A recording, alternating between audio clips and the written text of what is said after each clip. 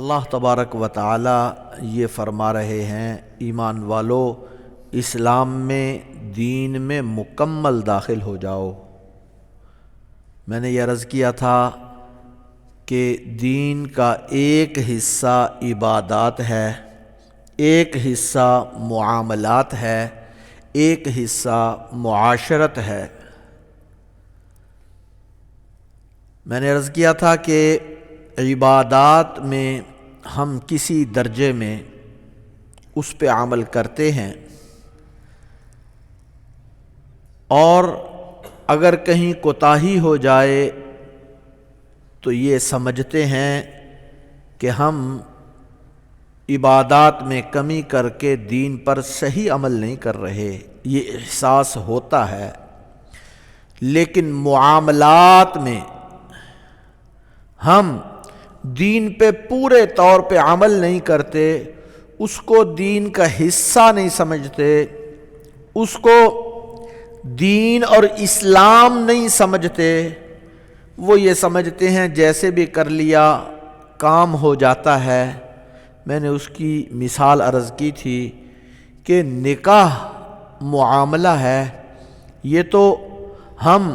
اہل علم سے، علماء سے پڑھواتے ہیں، لیکن جب طلاق دینے کی ضرورت پیش آتی ہے تو ہم سیدھے وکیل کے پاس چلا جاتے ہیں، اہل علم سے، علماء سے پوچھنے کی ضرورت محسوس نہیں کرتے کہ دین کیا کہتا ہے، شریعت کیا کہتی ہے، اللہ کیا کہتے ہیں، اللہ کے رسول کیا فرماتے ہیں۔ معاملے کو دین کے مطابق، شریعت کے مطابق، اللہ کے احکام کے مطابق اگر انجام دیں گے تو وہ عبادت بنے گی، شریعت بنے گی، دین بنے گا، عبادت بنے گی۔ اور اگر اس کو جیسے ماحول میں، معاشرے میں لوگ کر رہے ہیں اسی طرح کر لیں گے تو پھر وہ عبادت بھی نہیں ہوگی، وہ دین بھی نہیں ہوگا، وہ شریعت بھی نہیں ہوگی۔ اس لیے میں نے عرض کیا تھا کہ دوسرا پہلو معاملات کا ہے۔ معاملات میں نے اور آپ نے یہ دیکھنا ہے کہ اللہ کیا فرما رہے ہیں، اللہ کے رسول کیا فرما رہے ہیں، اور شریعت اور دین ہمیں کیا سکھلا رہا ہے۔ معاملات، کوئی بھی معاملہ کرنا ہو آپس میں، جب آپ تجارت کرتے ہیں، اللہ تبارک و تعالیٰ نے قرآن کریم میں ایک اصول ذکر فرمایا۔ قرآن کریم کی سب سے لمبی آیت یہ ہے، یا ایھا الذین آمنوا اذا تداینتم بدین الی اجل مسمی فاکتبوہ، کہ جب تم نے کوئی کاروبار کرنا ہے، کوئی تجارت کرنی ہے، کوئی معاملہ کرنا ہے، اگر لین دین کا کوئی معاملہ کرنا ہے تو اس میں کسی وقت انسان نقد کرتا ہے، کبھی ادھار کرتا ہے۔ اللہ تبارک و تعالیٰ یہ فرماتے ہیں جب بھی تم آپس میں لین دین کا کوئی معاملہ کرو تو اس کو لکھ لیا کرو۔ حضرت خالد بن حوضہ رضی اللہ تعالی عنہ وہ فرماتے ہیں کہ میرے پاس ایک دستاویز تھی رسول اللہ صلی اللہ علیہ وسلم کی، کہ انہوں نے، آپ نے کوئی چیز بیچی اور حضرت عدہ نے اس کو خریدا۔ جب آپ نے بیچی اور انہوں نے خریدی تو دیکھیے ان کو خریدنے کے لیے اللہ کے رسول صلی اللہ علیہ وسلم نے تحریر کروایا، لکھوایا کہ میں فلاں چیز بیچ رہا ہوں، اس کا اتنا اس کی قیمت ہے اور اس کو اس وقت ادا کیا جائے گا۔ تو یہ معاملات جب تک واضح اور صاف نہ ہو اس وقت تک صحیح نہیں ہوتے۔ اور دنیا میں زندگی گزارنے کے لیے ایک مسلمان کی طرز معاشرت اور معاملات ایسے ہونے چاہیے کہ اللہ کے رسول صلی اللہ علیہ وسلم بتلاتے ہیں، حضرت عباس رضی اللہ تعالیٰ عنہ، حضرت عبداللہ ابن عباس رضی اللہ تعالیٰ عنہ بتلاتے ہیں، فرماتے ہیں کہ کوئی بھی معاملہ کرنا ہے دین کا معنی قرض کا، کوئی بھی معاملہ کرنا ہے تو وہ بہت واضح اور نمایاں ہونا چاہیے، اس میں کسی قسم کا کوئی ابہام نہیں ہونا چاہیے، اس کو لکھنا چاہیے۔ اور یہ معاملات کی ایسی صورتحال ہے کہ اللہ کے رسول صلی اللہ علیہ وسلم کی تعلیمات کو اگر دیکھا جائے تو آپ نے ارشاد فرمایا کہ کوئی شخص یہ کہے کہ میں اس چیز کی قیمت آپ کو فلاں موسم میں دوں گا، یا یہ کہے کہ جب فلاں چیز کی کٹائی ہوگی میں اس وقت دوں گا، گندم کی کٹائی کے وقت دوں گا، چاول کی کٹائی کے وقت دوں گا، فلاں چیز کی کٹائی کے وقت دوں گا، یہ معاملہ ٹھیک نہیں ہے، یہ جائز نہیں ہے۔ ہاں اس کے لیے ایک وقت متعین کرنا ضروری ہے، تاریخ متعین کرنا ضروری ہے، دن متعین کرنا ضروری ہے۔ تو گویا ایک تو بہت واضح ہو، دینے والے کو پتا ہو کہ میں کس چیز کو کتنی چیز کے بدلے میں دے رہا ہوں، اور لینے والے کو پتا ہو کہ میں نے اس کی رقم اور اس کا ثمن کتنا ادا کرنا ہے۔ اور پھر اگر ادھار کا معاملہ ہے تو اس وقت اس کا وقت متعین کرنا انتہائی ضروری ہے،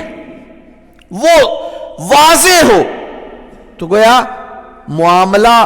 کوئی بھی کرنا ہے زندگی میں یہ سب سے اہم ہے۔ اللہ کے رسول صلی اللہ علیہ وسلم نے یہ بتلایا کہ اپنے معاملات بالکل صاف ہونے چاہیے، واضح ہونے چاہیے، بلکہ آج کل ماحول میں، معاشرے میں معاملات کو اگر واضح کا کہا جائے تو سمجھتے ہیں کہ شاید یہ بے مروتی ہے، یہ مروت کے خلاف ہے، حالانکہ شریعت کا اصول یہ ہے۔ دیکھیے آج ماحول میں جب کوئی شخص کاروبار کر رہا ہے تو اس کا بیٹا اس کے ساتھ کاروبار میں شریک ہے، کر رہا ہے کام، نہ بیٹے کو پتا ہوتا ہے کہ میں یہاں اس دکان میں ملازم ہوں یا میں پارٹنر ہوں، شریک ہوں، یہ بالکل کچھ پتہ نہیں ہوتا۔ اور اسی طرح جب کوئی چیز خریدی جاتی ہے، والد خریدتا ہے، کسی ایک بیٹے کے نام لگوا دیتا ہے، تو اس وقت اگر کچھ بھی پوچھا جائے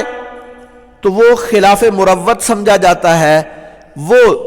آپس کے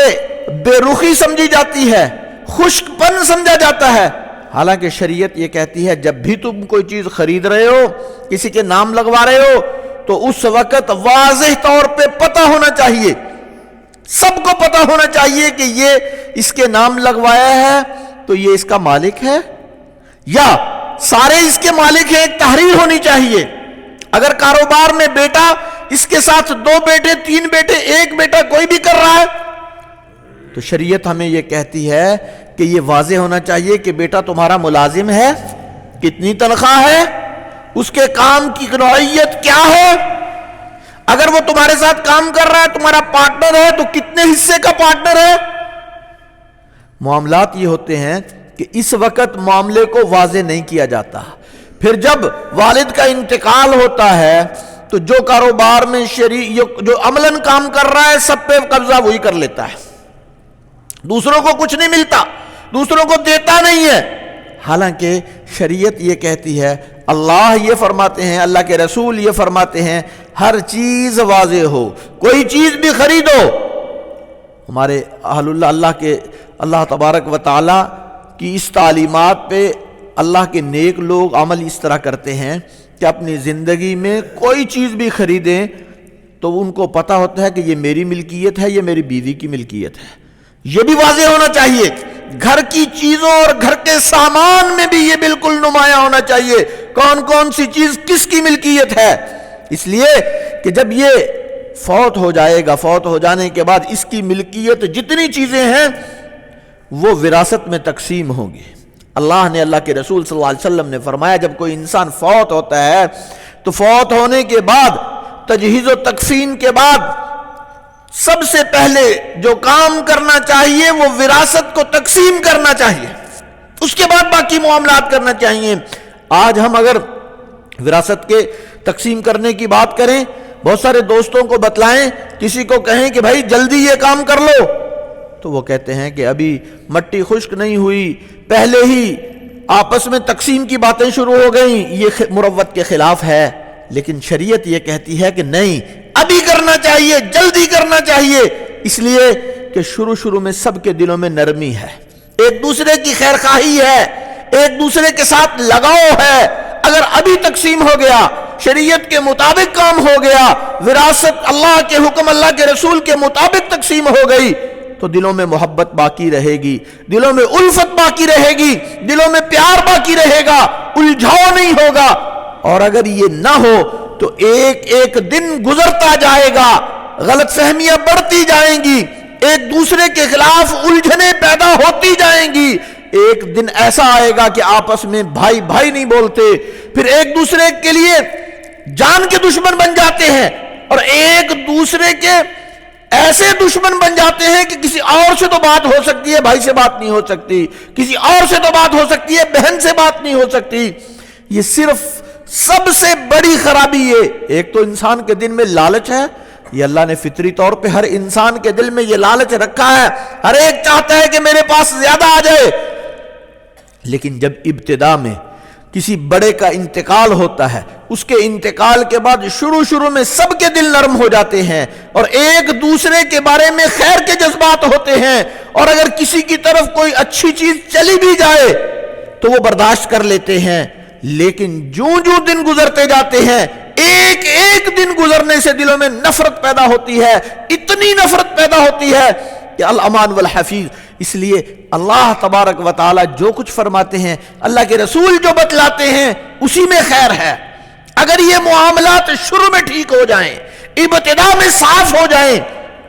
بہت سارے دوست ایسے آتے ہیں، مسائل آتے ہیں، وراثت کے مسائل پوچھتے ہیں، لیکن جب ان سے پوچھتے ہیں کہ اس کا کون مالک ہے، کسی کو کچھ پتا نہیں ہوتا، نہ والد کو کچھ پتا ہے، نہ اولاد کو پتا ہے، نہ بھائیوں کو کچھ پتا ہے، بس وہ الجھاؤ کی کیفیت ہوتی ہے۔ تو میرے بھائی، یہ شریعت ہمیں یہ بتلاتی ہے، دین ہمیں یہ بتلاتا ہے۔ کاروبار کر رہے ہو تو جو کاروبار کرنے والا ہے واضح ہو کہ کون اس کاروبار میں شریک ہے، کون اس میں ملازم ہے، کس کا کیا کام ہے، باقی کاروبار کس کا ہے، یہ بالکل نمایاں اور لکھا ہوا ہونا چاہیے۔ اور پھر جو چیز بھی خریدی جائے، ہر چیز، گھر میں کوئی چیز خرید رہے ہو، گھر میں سوٹ آ رہے ہیں، کپڑے آ رہے ہیں، گھر میں فریج آ رہی ہے، جو چیز آ رہی ہے، وہ پتہ ہونا چاہیے کہ یہ کس کی ملکیت ہے، کہ یہ خاوند کی ملکیت ہے، یہ بیوی کی ملکیت ہے۔ یہ ملکیت واضح ہونا ضروری ہے۔ یہ شریعت ہمیں یہ بتلاتی ہے، دین ہمیں یہ بتلاتا ہے، اللہ ہمیں یہ بتلاتا ہے کہ اپنے معاملات اتنے صاف ہوں، اتنے واضح ہوں کہ کسی کے اندر ذرہ برابر الجھن نہ ہو۔ اگر معاملات واضح ہوں گے، صاف ہوں گے، الجھن نہیں ہوگی، تو دلوں میں محبت پیدا ہو سکتی ہے، دلوں میں الفت پیدا ہو سکتی ہے۔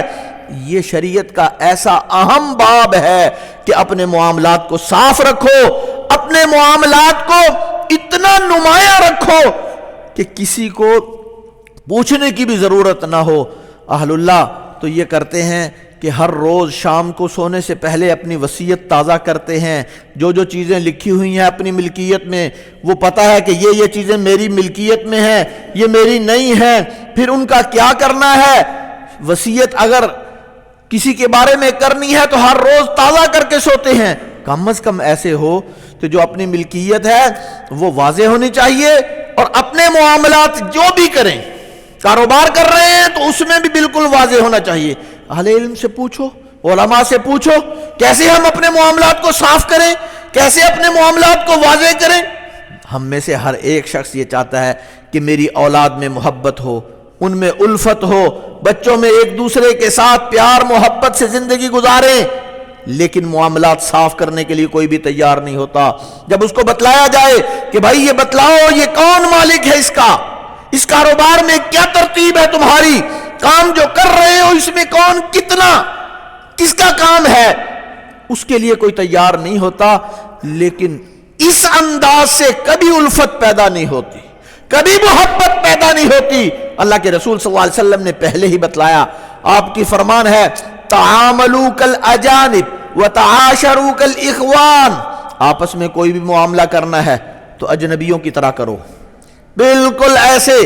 کوئی چیز جو بھی ہے تمہارے پاس، گھر میں بھائی ہیں ان کو بھی پتا ہو کہ یہ اس کا مالک ہے، یہ اس کا مالک ہے، اس کا مالک والد ہے، اس کا مالک والدہ ہے،